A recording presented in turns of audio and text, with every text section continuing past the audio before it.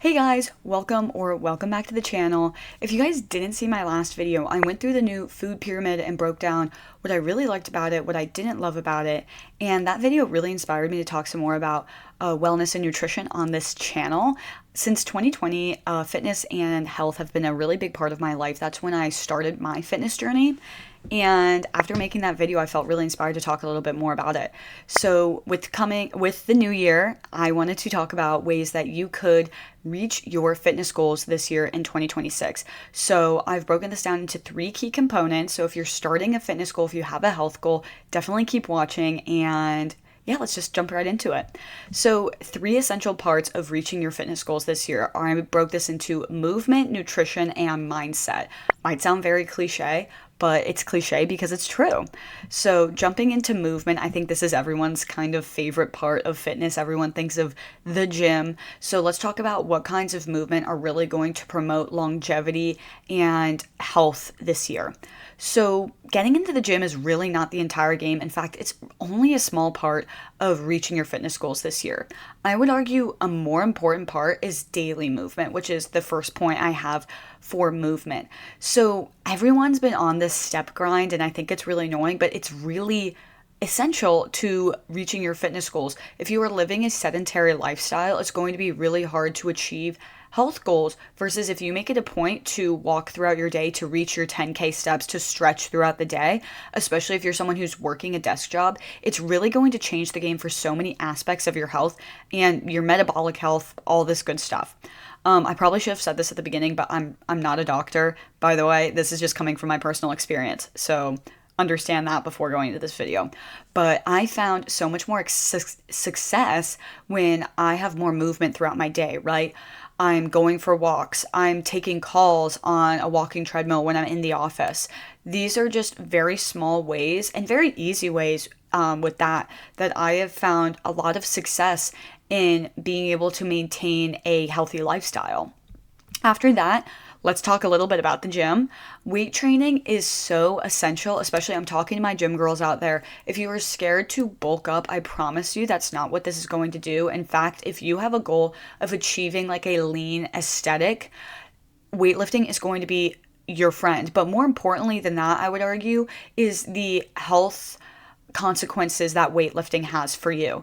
Women tend to lose a lot of their muscle and bone density when they go into menopause later in life, and it's actually been proven in multiple studies that weightlifting will prevent this, or not prevent it entirely, but it can really help negate those effects, right? So building up your natural muscle now will not only help with that, but it'll also raise your base metabolic rate, which basically means you can eat more food during the day and maintain your same weight, because muscle requires more calories on the daily than maintaining fat tissue. So overall, weight training, I really see as an all positive and no negative thing.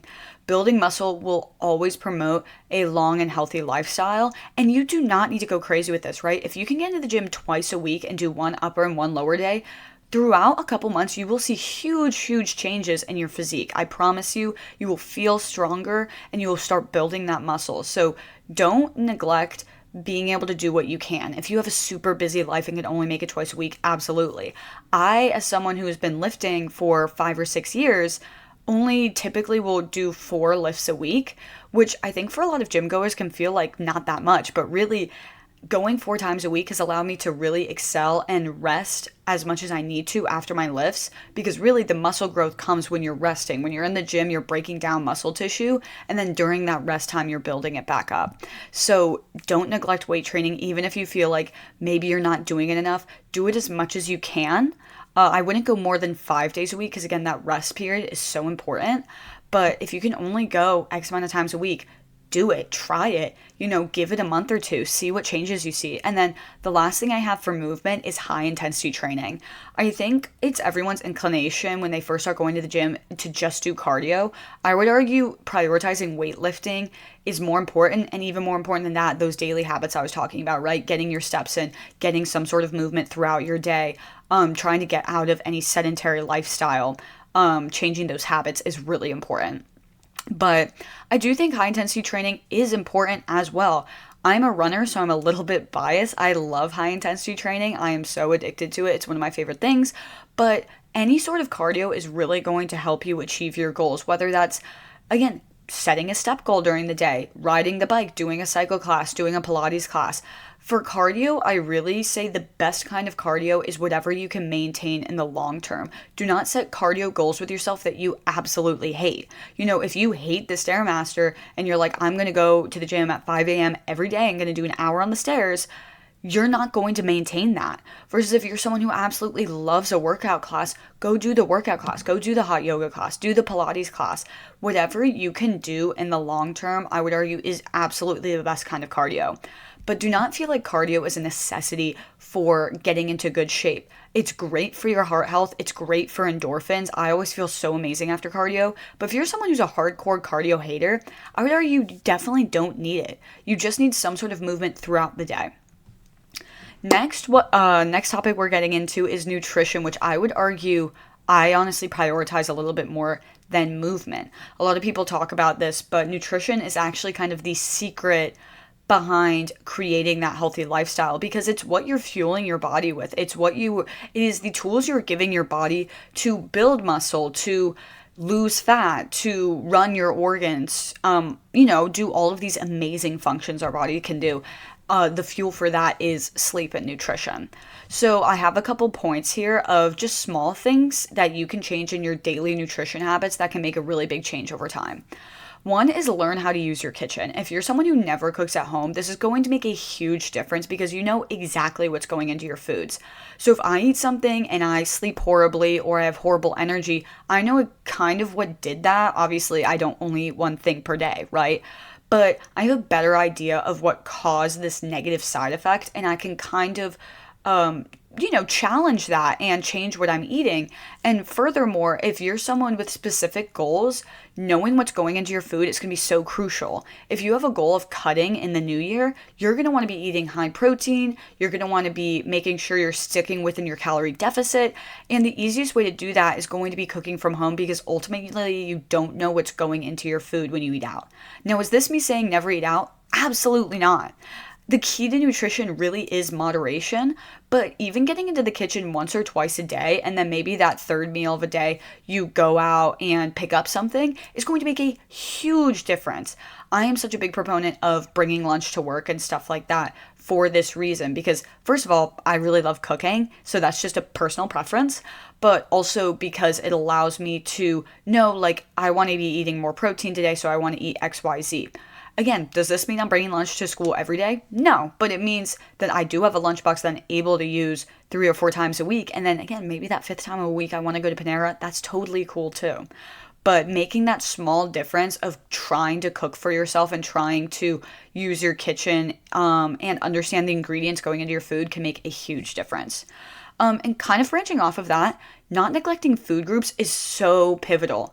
This is specifically going to any gym girls going into the gym this year. Please do not neglect healthy fats. I think every single gym girl, including myself, has totally fallen into this trap where, since fats are the most calorie dense macronutrient, we think, let's just take them out and then I can eat more for the same amount of calories. When in reality, fats not only leave us feeling more satisfied and less hangry throughout the day, but they actually are so essential to hormonal health.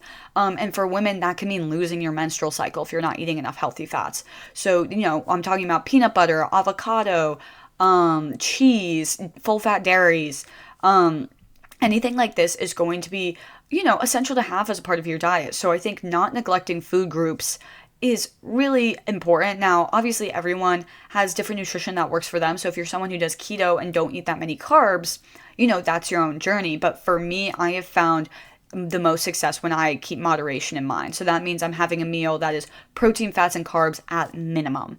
And I'm having those multiple times a day. So, understanding a balanced meal is going to leave you feeling the most satisfied and satiated, right? Protein is satiating and it builds your muscles back after weight training. So it's absolutely essential to be eating protein, especially if you're weight training. Carbs help replenish your energy. For me, again, someone who's a runner, eating carbs after a run is really important so that I have consistent energy throughout my day. Eating healthy fats, as I just said, have so many important factors. And fruits and vegetables obviously are getting us those micronutrients. So all of these are really important things to incorporate throughout your day. If you want an easy way to remember how to incorporate all of these, is just make sure you've got a colorful plate going on. Obviously, if you know what's going into your plate and it's all beige, but you're like, well, that's a sweet potato and that's a chicken and, that's a beige healthy fat, I don't know, peanut butter, then but I think a great starting point is trying to get more color into your plate. And then finally, find what works for you. Like I was saying earlier, if you're someone who hates the kitchen, maybe you want to do a meal delivery service. Maybe you love going to the grocery store. Maybe you need to order Instacart. Maybe you need to go to the farmer's market, and that's something you absolutely love. Find a method that works for you.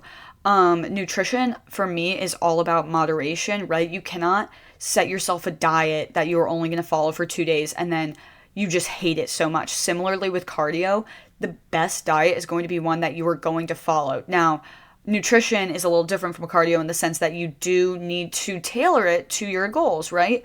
If I'm weightlifting, I need to be eating protein to be reaping those gains. If I'm looking to cut, I need to be in a calorie deficit. If I'm looking to bulk, I need to be in a calorie surplus. These are things that are required for nutrition to be able to successfully reach these goals.